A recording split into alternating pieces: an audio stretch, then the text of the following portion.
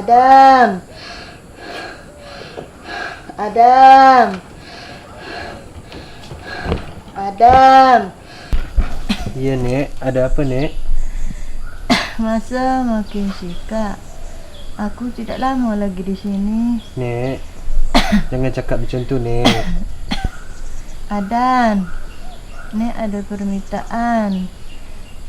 Sebelum malaikat maut datang menjemput, Nek nak jadi seekor burung.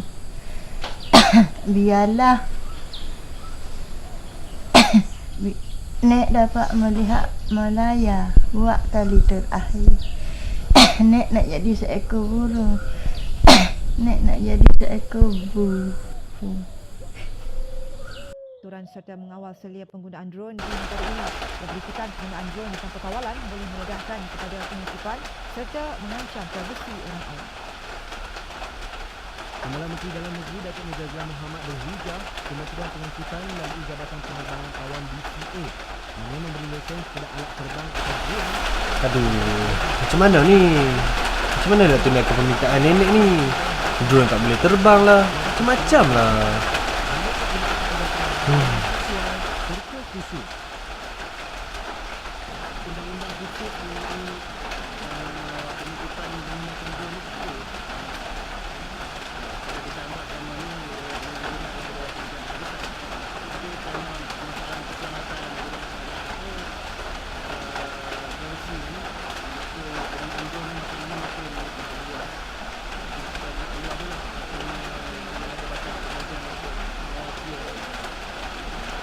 Contoh di mana penggunaan drone ni kalau ia boleh melibatkan gangguan pada lalu lintas terbang. Itu juga boleh menjejaskan keselamatan pesawat terbang ini. Ada drone sekarang ni boleh terbang tinggi. Dia tak macam drone yang awal dulu daripada penerbangan itu ketinggian itu berapa.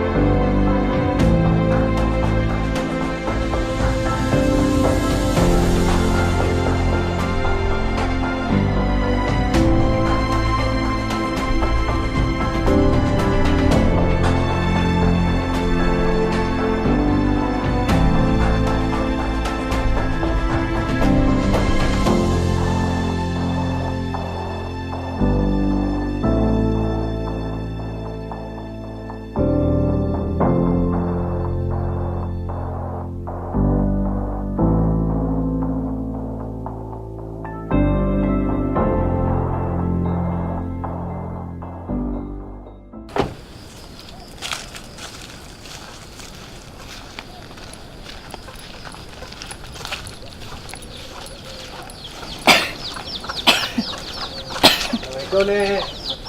Dan dah balik ni, Nek. Waalaikumsalam. Mari naik Dan. Mari naik.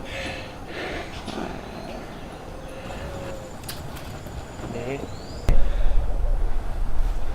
Nek, ada hadiah ni untuk Nek. Ada juga apa? Sekejap, Nek. Ini, Nek. Gapa ni Dam? Cuba Nek pejam mata. Adam pakaikan.